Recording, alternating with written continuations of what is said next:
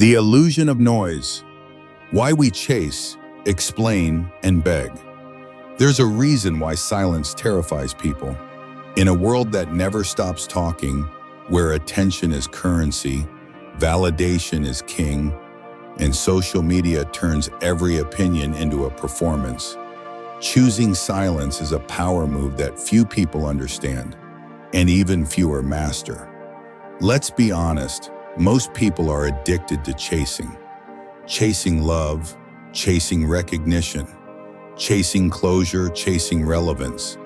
But what if I told you that the moment you stop chasing, everything changes? Not because the world shifts, but because you do. See, chasing isn't strength. It's desperation wearing the mask of hope. It's energy being poured into someone or something that doesn't value it. When you chase, you're essentially saying, "My worth depends on your response." That's not power, that's submission. And explaining? That's the cousin of chasing. That's when you feel the need to defend your choices, your emotions, your boundaries, just so someone else can grant you the illusion of understanding. But here's the Stoic truth. If someone needs an explanation to value you, they already don't. Begging is the lowest form of communication. It's not a plea for love, it's a cry from wounded self-worth. And the harshest part, people rarely remember what you said when you begged, but they'll always remember the fact that you begged. Let's zoom out. Look at how the modern world operates. Scroll through your feed. How many people are performing, trying to be seen, heard, acknowledged? That's chasing too. It's the digital version, a curated addiction, a dopamine-fueled treadmill of content, likes, comments. But real confidence doesn't broadcast, it radiates. And real power doesn't chase, it attracts through presence, not noise. Now, here's where Stoicism flips the script. Marcus Aurelius said, "Waste no more time arguing what a good man should be. Be one." That includes not arguing for your worth, not performing for love, not begging for validation. It includes being okay with not being understood. That might sound radical in a world that demands constant explanation, but it's also liberating. Imagine the energy you reclaim when you stop trying to be decoded by people who never learn how to listen. Let's be clear, silence doesn't mean weakness. It means choosing not to feed every fire. Not every insult deserves a rebuttal. Not every loss requires a eulogy. Not every goodbye demands a final word. Sometimes you lose someone, and instead of fighting for them to come back, you simply nod and close the door. That silence, that's you choosing dignity over desperation. That's you reclaiming your story. Here's a hard truth. People often value what they can't access. When you're always available, always explaining, always chasing, you become predictable. And predictability kills mystery. And mystery is the mother of magnetism. There's a reason you feel drawn to people who don't overshare, who don't react to everything, who can sit in silence without scrambling to fill it. It's because they're not broadcasting insecurity. They're grounded in presence. And that's where your power begins, in restraint. You don't have to clap back. You don't have to prove your point. You don't have to justify your feelings to someone who's already decided they don't want to understand them. The noise outside is designed to keep you distracted. Distracted from your stillness, your sovereignty, your strength. But every time you choose not to chase, you reclaim a piece of your energy. And energy, when conserved, becomes influence. Think of silence not as a void, but as a container, a space where clarity is born, where emotions settle, where truth has room to rise. Ask yourself, Who benefits when you keep talking? Who loses power when you stop? Chasing, explaining, begging, these are the habits of people who haven't yet realized they have options. But you do. You have the option to detach. You have the option to walk away. You have the option to let people sit with their own guilt, confusion, or assumptions without interruption. It's not revenge, it's evolution. And here's something most people never understand until it's too late. Silence creates curiosity. When you stop explaining, people start wondering. When you stop showing up, people start noticing. When you stop chasing, people start reflecting. The moment you go quiet, not as a strategy, but as a shift, that's when everything recalibrates. Because when you stop giving your energy away freely, you begin to attract people who want to earn it. This is the power of Stoicism. Not coldness, not ego, but the clarity to know what deserves your voice and what deserves your silence. So ask yourself, when was the last time you truly paused before speaking? When was the last time you chose peace over proving your point? When was the last time you let go? Not out of bitterness, but out of self-respect. Because when you stop chasing people, they start chasing you. And when you stop needing to be heard, your presence becomes louder than your words. Strategic silence. How to reclaim dignity and power. There's a difference between going silent and being silenced. The first is a conscious choice. The second is submission. And right now, we're talking about power, the quiet kind, the kind that doesn't beg to be seen but demands to be felt. That's where strategic silence lives. See, silence isn't just the absence of sound, it's presence distilled. It's a psychological mirror. When you go quiet, people are forced to sit with themselves, something most people avoid at all costs. Why? Because silence makes them listen. And often what they hear is uncomfortable. That discomfort, that's not your responsibility. That's theirs. Stoicism teaches us that we're not responsible for the emotions of others, only for how we respond to them. And sometimes the most harmful response is no response at all. Let's break this down. Strategic silence isn't passive, it's incredibly active. It requires restraint. It requires you to override the primitive impulse to defend, retaliate, explain. It means watching your ego beg for attention and still choosing not to speak. Because when someone insults you, they want a reaction. When someone ghosts you, they want power. When someone disrespects you, they want control over your peace. And when you stay silent, you starve them. You show them that their actions don't grant them access to your emotional energy, that they no longer get to rent space in your mind. And that's terrifying to them, because it means they lost control of the narrative. Here's a truth that's hard to accept but liberating once it clicks. Not everything deserves your reaction. Not every battle is worth fighting. Sometimes your silence screams louder than your rage ever could. When someone hurts you and you go silent, not to manipulate but to protect your dignity, you disrupt their expectations. They expect chaos. You give them stillness. They expect a fight. You offer space, and in that space, they're left with only their reflection. Strategic silence is a reset button. It gives you time to return to yourself, to clear the noise, to observe without judgment, to understand your own boundaries. And from that grounded place, if you choose to speak again, it's from clarity, not compulsion. Let me paint a picture. Imagine you've been ignored, belittled, or mistreated. The default response? Reach out, explain, justify, chase the closure. But what happens when you don't? What happens when you withdraw, regroup, and refuse to beg for basic respect? Suddenly, the power shifts. They start wondering why you're not reacting. They start questioning their own behavior. They start feeling the consequences of their choices without you saying a single word. This isn't about revenge. This is about realignment. Silence sends a message.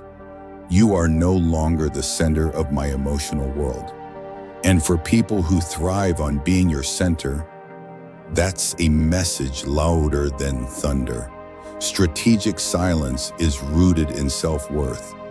When you know what you bring to the table, you don't need to scream it. You sit down and let your energy speak. You stop auditioning for roles in other people's lives. You stop performing to be chosen. You choose yourself. Marcus Aurelius wrote, "The best revenge is to be unlike him who performed the injury." You don't retaliate. You don't lower your frequency. You don't descend into pettiness. You elevate. And elevation is silent. It doesn't require applause. Now let's talk about results. When you master strategic silence, people start treating you differently. Not because you threaten them, not because you guilt-trip them, but because they begin to realize you are not emotionally dependent on them. That is rare. We live in a world where people wear their hearts on timelines and live stream their emotions for validation. But when you're the person who doesn't overexpose, who doesn't overshare, who doesn't overreact, you become magnetic. You become mysterious. You become respected. You become unforgettable. And that's when people start coming back. Not always with apologies, but often with a new kind of awareness. Because silence doesn't just change how they see you, it changes how they see themselves. Here's the Stoic angle. The point isn't to make them suffer. The point is to stop suffering yourself. Strategic silence is about reclaiming your peace, protecting your energy, and refusing to participate in dynamics that dishonor your self-respect. It's not about becoming cold. It's about becoming clear. Clear about what you value. Clear about who gets access. Clear about how you want to feel. And when someone violates that clarity, you don't punish them. You just remove yourself. Quietly, completely, consistently. That's the art. In a world where everyone is silent, the one who whispers holds the most influence, and the one who says nothing at all, when they could have said everything, that's the one who leaves the deepest mark. So if you're in a season of being misunderstood, don't rush to explain. If someone has disrespected you, don't rush to engage. If you're feeling dismissed, don't rush to demand acknowledgement. Let your silence build pressure. Let your absence shape perspective. Let your stillness become a storm inside their mind. Because sometimes the smartest move you can make isn't a comeback, it's an exit, one they'll never forget. The echo of stillness, making silence your superpower. Here's the truth no one tells you. Silence lingers. It echoes in the spaces where chaos used to live. It haunts the hearts of those who expected noise. And if you master it, silence becomes more than just a defense. It becomes your weapon, your clarity, your signature. In a world addicted to attention, the quiet person is dangerous. Let that sit. Because today's culture glorifies reaction. We're conditioned to respond instantly, post immediately, clap back fiercely. But if you can resist that impulse, if you can master the pause, you step into a level of personal power that most people never reach. Let me ask you something. When was the last time you paused? not out of defeat, not out of fear, but out of strategy, out of purpose. See, the Stoics believed in stillness, not as passivity, but as precision. Marcus Aurelius didn't lash out when he was slandered. Seneca didn't drown in gossip. Epictetus, once a slave, never let others dictate his dignity. Why? Because they knew the secret, that in silence you reclaim authorship over your story. And that's what you're doing now. You're not retreating. You're rewriting. You're stepping back, not because you're weak, but because you're observing. You're taking notes. You're learning who deserves your voice and who only drains it. That is mastery. Let's talk about how silence reshapes the playing field. When you stop chasing, they notice. When you stop begging, they start doubting. When you stop explaining, they start questioning everything. Because silence invites reflection. And for many people, that's terrifying. They have to sit with the weight of their choices, the impact of their actions. And they don't have your emotional energy to distract them anymore. That's when the regret creeps in.